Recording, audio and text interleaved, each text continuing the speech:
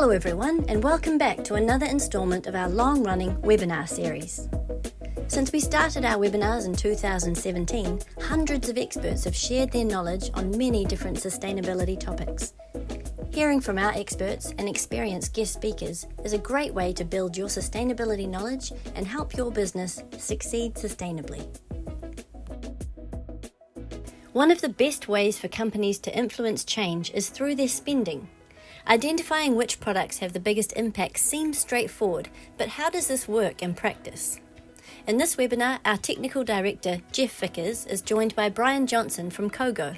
They explain how to use spend-based emission factors to make measuring your carbon footprint easier and faster. Let's get into it. Well, welcome along everyone. I think we might get underway. Today's webinar is about speeding up Scope 3 emissions accounting with spend-based emission factors. And I'm pleased to be joined today by Cogo's Chief Impact Officer, Brian Johnston. Welcome along, Brian. Thank you for joining us. And today we're going to be talking about how you can use spend-based emission factors for a range of different applications. Today's webinar is about partly just a bit of covering general ground. What can you use spend-based emission factors for? How are they created? What are the key kind of application areas? And in Cogo's case, how are they applying them in which particular application areas? We're also going to be releasing today a new white paper, which is called Emission Factors for New Zealand. It's an update to a white paper that we released in January 2022 with some new data in it. And so I'll cover that as part of my session today. So I'm going to jump into my presentation and talk you through some of the basics of spend-based accounting. I think many of you will already be familiar with it, but then we'll get into some specific emission factors that might be of interest to this group. I wanted to cover firstly what are spend-based emission factors, then also what typical use cases are, and finally our new emissions factors report. So in simple terms, spend-based emission factors are an emissions intensity per dollar spent in a particular category. So if you were buying a certain amount of apples or a certain amount of laptops or a certain amount of whatever it happens to be, you could get an emission intensity for that industry or commodity and multiply it by the amount you spend in that category. The crucial thing with spend-based emission factors is they're always at an aggregated level. They're always at a commodity level and industry level. It's very, very difficult to get anything down to the level of an individual product. So they are always quite highly aggregated. They're not the granular data that you need to really hone in on how you improve things, but they are incredibly useful for understanding your hotspots. So where are your impacts at a very, very high level very quickly? You can use spend-based factors to say, okay, for the purchase goods and services that we have as a business, for our portfolio of lending or our portfolio, our investment portfolio, then where are our hotspots likely to be? And then once you've identified that, you can really hone in on the specific emissions and try and get better, more activity-based data that's not so specific to spend. These particular emission factors are calculated using a technique that's got two different names. One name is input-output lifecycle assessment, and another name for it is environmentally extended input-output assessment or analysis. The advantage of these is that they're really easy to use, but they don't have the granularity. I guess that's the downside of them. They don't have the granularity of more traditional activity-based emission factors. So in terms of use cases, I wanted to cover four that I think are probably the most common, but I'm sure there are others. The first one, and probably the one that many of you will be the most familiar with, is corporate Scope 3 carbon footprinting. So if you're reporting under or using the Greenhouse Gas Protocol, if you're reporting to the CDP, whatever it happens to be, you're likely to need to calculate your Scope 3 Category 1 purchase goods and services, and that's where these emission factors are really, really useful, because they help you to just say, okay, we spend money on these particular activities, multiply them by emission factors, and then come up with a kind of a heat map of what your emissions look like. And then you can, in later years, refine that and work out, if you can get better data for specific things. Another important use case is financed emissions, so carbon footprint of an investment or lending portfolio. I've put up an image of the PCAF standard here for financed emissions as a reference point. Another use case, and the use case that I guess we as a business came to this from, is doing specific research projects looking at the demand side of the economy. So a lot of the work that we do is looking at, if you look at New Zealand's emissions from the supply side, we've got industry, we've got transportation, we've got energy, we've got whatever. The supply side sectors are important, but ultimately it's really interesting to understand also the demand side. So the example I've got up here is the tourism sector. This is some work we did for the Parliamentary Commissioner for the Environment back in 2020. And we were starting to, at that time, calculate these kind of emission factors so that we could look at a demand side sector like tourism and really try to understand what its carbon footprint is. We've done similar things for the built environment, buildings and infrastructure, and other sectors as well. And these sorts of emission factors are invaluable for that type of work. The other thing that they're useful for is calculating your own carbon footprint. If you as a person, you as a household, and just working out where your emissions come from and where the key contributors are. So today we're releasing a new white paper, a new report called Emissions Factors for New Zealand. It's an update to something that we had released back in January 2022, and it's bringing in some new data. It's freely available. There is also a commercial version available, but the main emission factors are free for use, and there's a report available that kind of explains how they were calculated. So just to kind of recap, because many of you might not be familiar with our original paper, we released something back in January 2022. That was an initial kind of discussion paper talking about, the emission factors that we had calculated. Those were originally for the 2018 year, and we put it out for consultation and got a range of feedback. We've subsequently taken that feedback on board and also looked at more recent data that's been published by Statistics New Zealand to come up with some new emission factors. So the work that we have done, it covers the 2021 and 2018 calendar years. 2018 was an update to the original paper, and 2021 is the most recent data available from Stats-NZ. As I mentioned, this is freely available, but we do also have a commercial license. But importantly, this is something that we intend to maintain over time.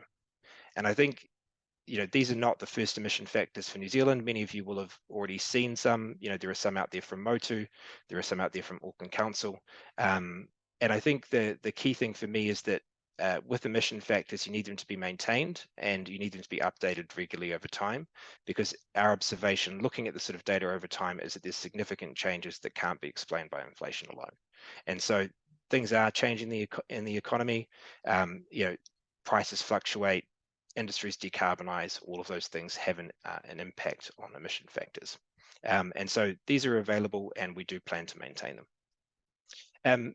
And alongside the report, we're also releasing a spreadsheet, and the spreadsheet enables you to use the emission factors in your organization and do common things you might like to do, like inflation adjustment. So conscious that this set of emission factors might not be for the year that you want, it's for 2021, conscious you might be doing some work for the year 2023 and potentially soon the 2024 financial year.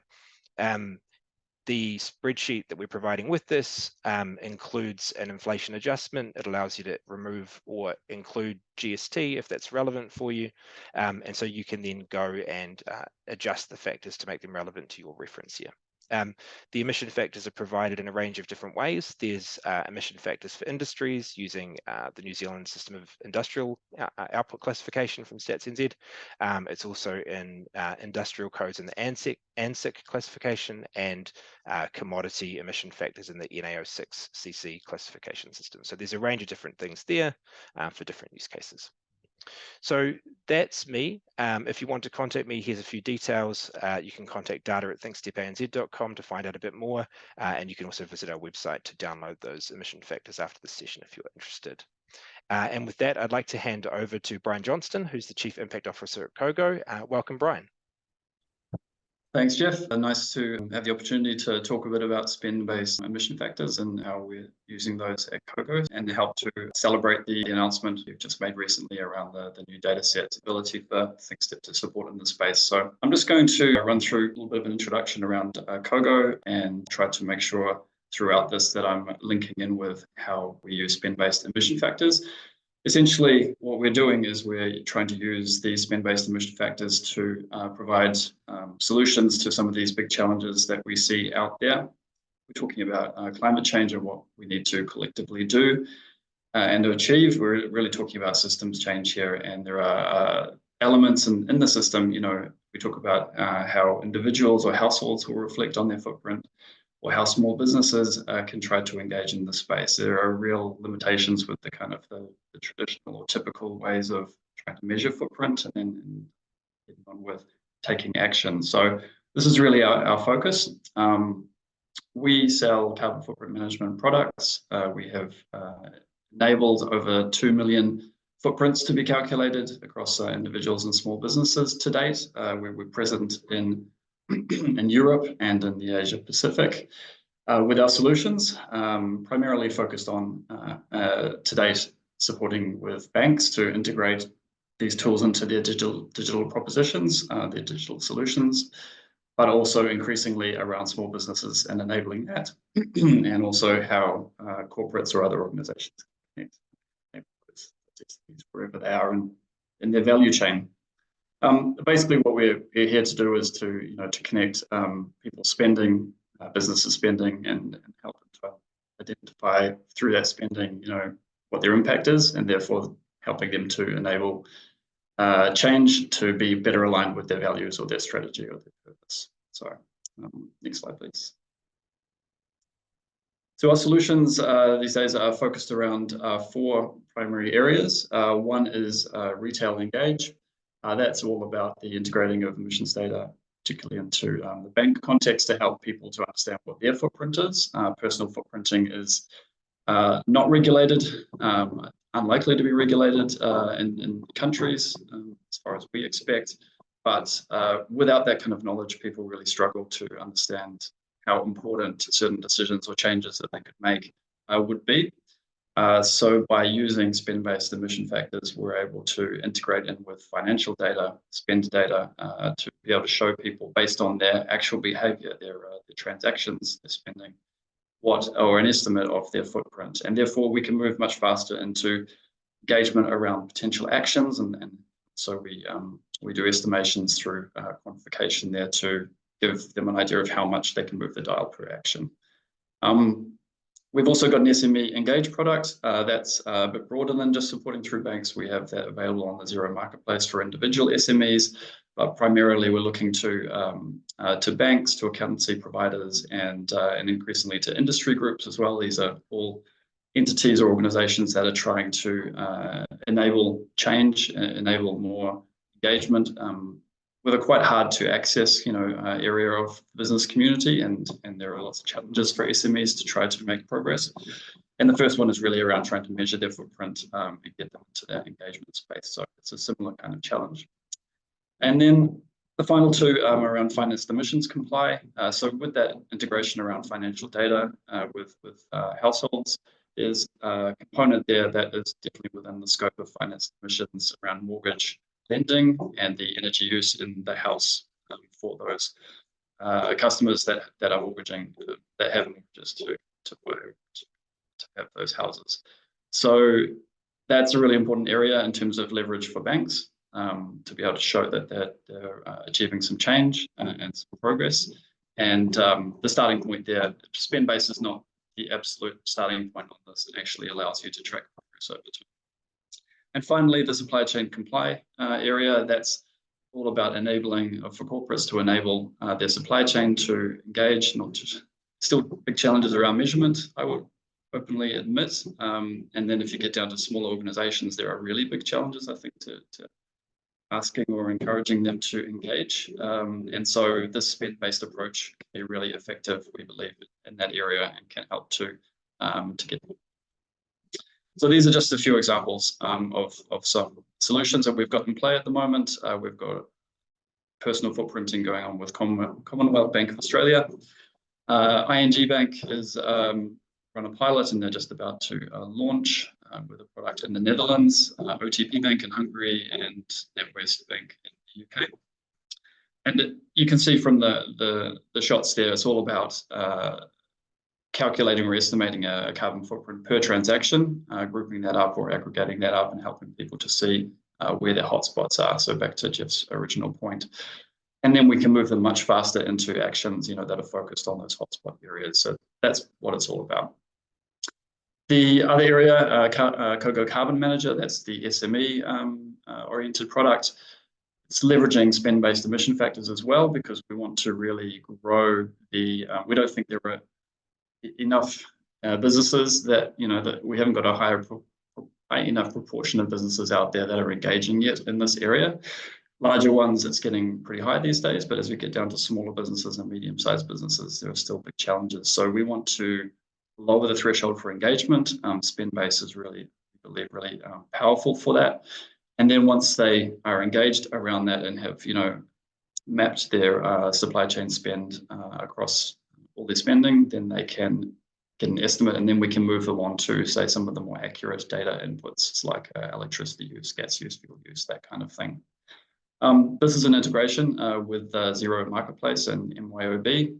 And so it's possible for those that are using cloud-based solutions and accountancy to basically integrate directly and don't have to recategorize so much. So making life easy for SMEs, that's what it's all about. Next slide, please. Yeah, so just to summarize in terms of the benefits of why we're using spend-based emission factors in general, it's all about enabling fast, easy footprint estimates. So we work with our partners such as ThinkStep, per country to make sure we understand the limits of the data that we're using and the way in which we're applying it, limitations and what's credible, in terms of communication based on that. But it's really important for us from our perspective to get that easy first footprint in there so that we can start helping our end users on their journey further. That's really critical. Spend-based emission factors cover full supply chain scope. So when we compare to life cycle analysis data that can come in, although it's more granular, linking to products definitely would be nice to do, and a hybrid approach maybe down the track is really interesting, but spend-based emission factor is full supply chain scope. So it's because it's looking at the whole of economy, there's nothing basically missing out there. The level of detail, of course, is the trade-off. It really enables us to expand the audience size that we can engage with on climate change, which we think is really important. In terms of requirements, though, these are some of the things that we, with our partners, have been or are looking for as sort of basic requirements. And this is because similar to other use cases out there, we're going to be reporting or tracking on this, on an ongoing basis. And so not all EEIO models have been developed for that purpose. There's not always guarantees that updates are being done, that they're being done regularly. Sometimes it's just a specific project and then it won't be updated for a long time. And that's problematic if we want to be using this data on a basis. So documented methodology is really important so we can try to understand as much as possible. And that demonstrates the partner as well understands what they're doing. And sufficient granularity, that's really important for us as well. But typically where stats agencies are doing good data reporting, which is the input data into these models, then that's not so much of a concern. So in a New Zealand context, the model granularity is pretty good. So I'll leave it there, Jeff. If there are any questions, happy to explain a bit more. Thank you very much, Brian. And we've had a range of questions come through, so I'm going to pass one over to you. So there's a question from someone who works with SMEs developing sustainability strategies, and they wondered how spend-based emission factors work with SMEs that have got strong sustainability initiatives. So does the SME need to have strong reporting, good data, or can you work kind of with anything? Like at what level does the SME need to be at to be able to use this, as my take on the question? I would say that it's particularly useful for those SMEs that haven't ever tried to measure their carbon footprint, or they may have just sort of played around with some online tools. They're looking to provide something that's a bit more robust, but they haven't, they're very far away from a carbon certification kind of point of the journey. And that journey is, not guaranteed for all SMEs too, by the way, that, many of them, the majority won't go that far for various reasons. But if they're further on their journey, I think there's always a role for spend-based in terms of getting that full spend coverage. But if you've gone further on your strategy and you can pretty easily focus on sort of what are your core products and services, and the estimate, the hotspot analysis should show up that that is a hotspot. But if you've already got strategy underway, you may already know that. And then you would be looking, of course, to drop in more specific data to your supply chain, to your products, rather than rely 100% on spend-based. I think that's probably the point at which they would be. Thanks, Brian. There's another question from Jacqueline, which is about, can you use data, or do you use data from companies' internal SAP or other enterprise resource planning systems? Like, can you use their internal data to sort of feed this and support this? And how does that kind of work, that integration work? Great question. There's because I suppose we're more focused in the area where there's less of that sort of company specific data potentially coming in yet, but we have been watching quite closely the challenges around third party assurance and completeness of scope for that company data. So I think we're all hoping or expecting, at some point we're going to be able to get to this point, and there is work ongoing in a few countries like in the UK to try to support more open data sharing, but still with the checks and balances in place to give the confidence that data is assured or certified, or the footprints are certified, should I say, that the data is attached to. So I think that's the tricky part. Is of course, if you the litmus test will always be, if you're going to go through third party assurance as a large organization, or if you think it's really important, or you've gone through certification. So if you are pulling from supplier data and it's you can back it up and explain it and so forth, then yes, that would be able to drop in, I would say. Thanks very much, Brian. And there's a few specific questions that have come through on the emission factors paper that I'll just try to tackle together. So Rachel asked, how frequently do we plan to update the emission factors? And the answer is at least once a year. So Statistics New Zealand releases a major data release once annually, which is all of the emission factors per industry. So it gives the sort of emissions intensities per industry once per year. So we plan to update them a couple of months after they've released their data set. So there'll actually be a new data set released quite soon, and so we'll be releasing the 2022 version actually this year as well, even though we're only releasing the 2021 version now. So there's always a little bit of a time lag for us to wait for the data to be available, and then there'll be at least one per year with the potential for bug fixes throughout. There's a question from Tor regarding, are there any data limitations preventing future releases from being published using AR5 emission factors? I mentioned that we had both a public freely available version and a commercial version. In the commercial version, it actually allows you to do it has disaggregated information per greenhouse gas, and it has built-in conversions between emission factor method. So you could convert from IPCC assessment report 4 to 5 to 6 back to 2, or use a different method that separately weights biogenic or fossil emissions, for example. So that's built into the commercial version. There was a question from an anonymous person, will there be a similar paper for Australian emission factors? We are considering that, but there is also work that's been done in Australia by IE Lab over a very long period of time. And Brian, I know you've partnered with IE Lab in Australia. Do you want to talk to that briefly? Yeah, sure. So IE Lab has spun off basically a commercialization partner to help connect effectively to the business world and the audience that's looking for this type of data, and help to manage that and make sure it's all sufficient QA and so forth in the background. So that's Footprint Lab. So but the Footprint Lab organization is basically the sole provider of the IE Lab model. So we think that organization has come out of University of New South Wales and Sydney partnership, which has been running for many years, and we see that as a really credible partner in Australia. Thank you. Then there was a question from Arif regarding spend-based emission factors covering all direct and indirect, so scope 1, 2, and 3 emissions together, and is it possible to split them so that you can take out the direct emissions? And so, not to want to plug the commercial license again, but it does do a scope 1, 2, 3 split so that you can separate out scope 1 and scope 2 and look at direct emissions only. Question from Michael regarding whether this could be used for companies that have supply chains that are both within New Zealand and international, or whether you'd have to use different data sets.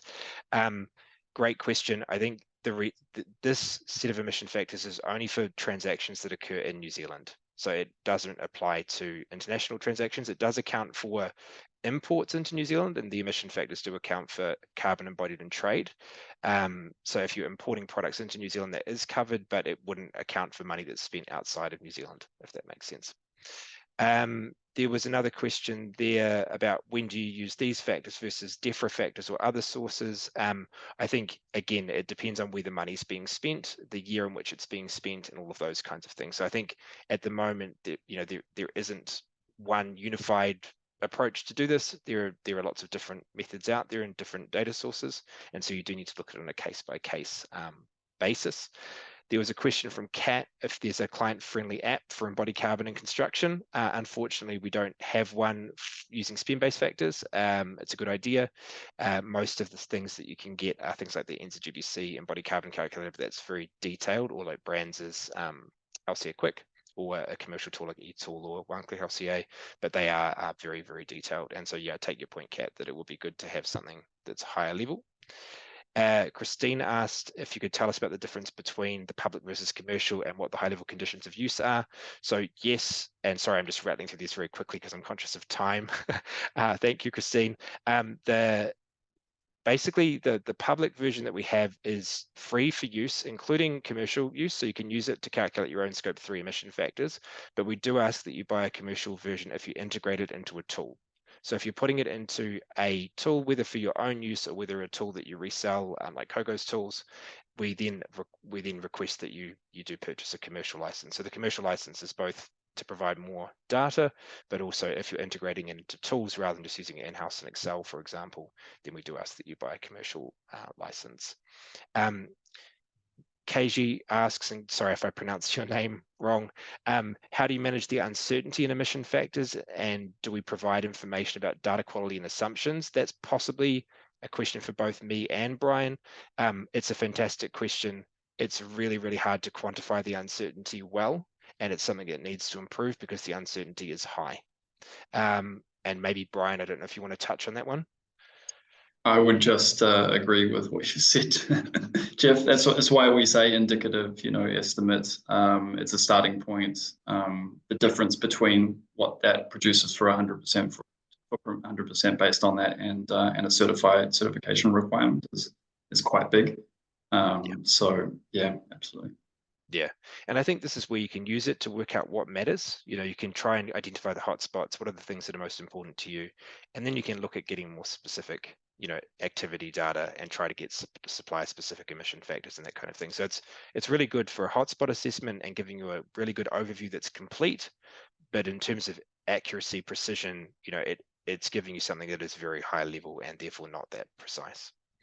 It is complete though, which is one of its advantages. There's an anonymous question which is about, what you consider in terms of spend. Do you only consider, say, the top 80% of your spend? Yes, that's one approach. I mean, I'd probably encourage you to cover 100% of your spend, but just to group things into buckets. So my general recommendation would be not to omit things, rather to cover it, but just to group it together and simplify the approach that way. Rachel asked what the format of the data file was and whether it was an Excel file or some other format. It is an Excel file. And then there's the report, which also has the emission factors in it. There's a question from an anonymous person. Again, sorry, there are a lot of questions, so I'm just breezing through them. There is a question about what are the difference between our emission factors and those published by Market Economics, released by Auckland Council in July 23.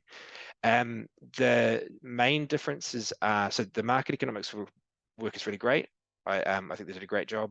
The main differences are the handling of imports. So we rely on a multi-regional input-output database called EORA for imported emissions. The other difference is that the reference year that we're using for our current paper is 2021. I think this was 2019, and we'll be publishing 2022 later this year.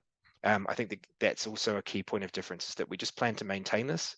I think there've been some great things done, right? Like the work that Motu did 10 years ago, the work that Market Economics have done, it's really good work.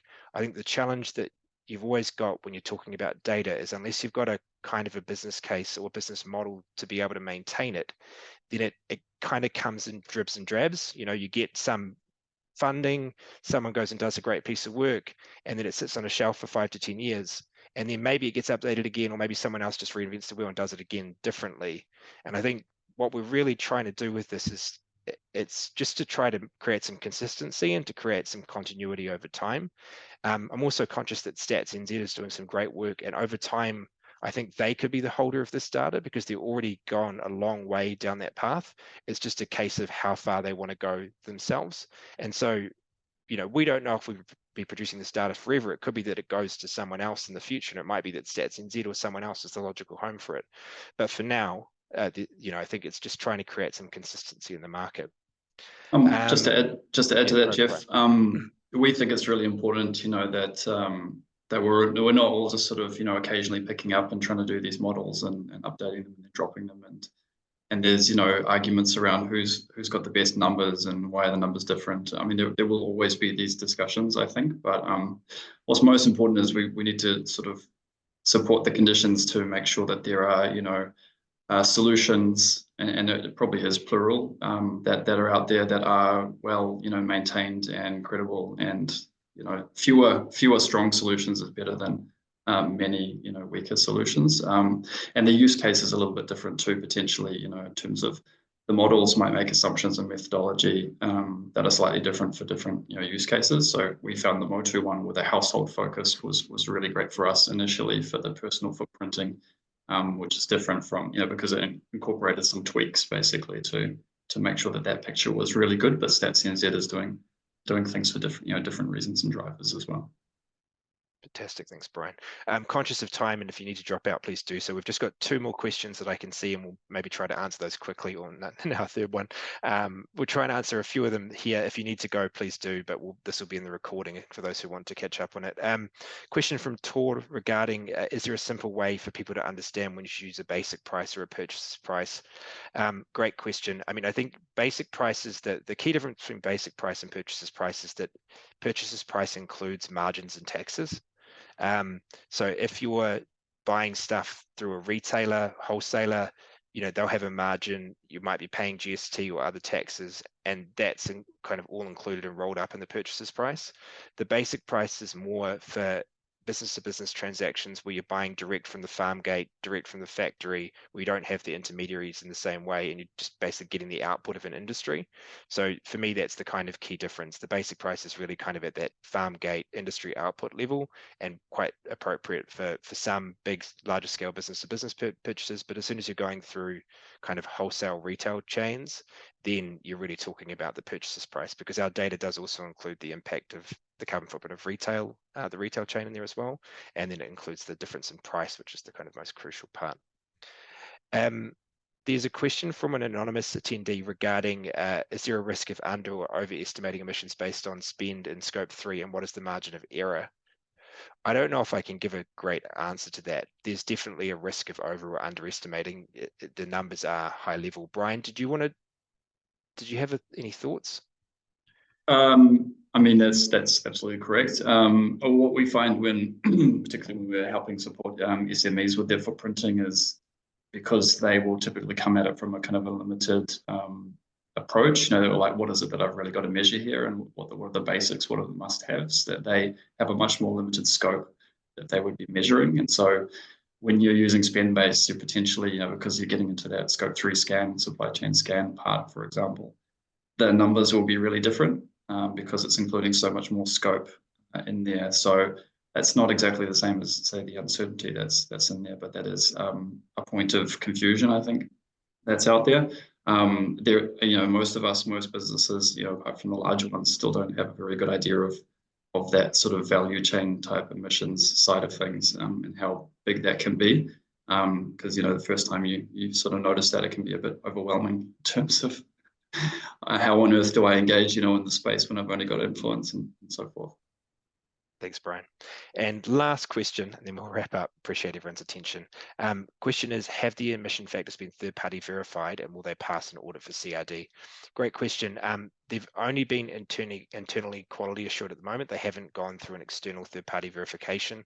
We are looking at that as a follow-up. I think with a lot of this, it's just depending on how much interest there is in this information, right? If there's a lot of market interest, we'll definitely get it assured by a third party. If there's not so much interest, then perhaps we won't. But I think just wanting feedback from you as potential users of the data, I think that's a great point, and it's certainly on the roadmap moving forward. So that's everything that we had.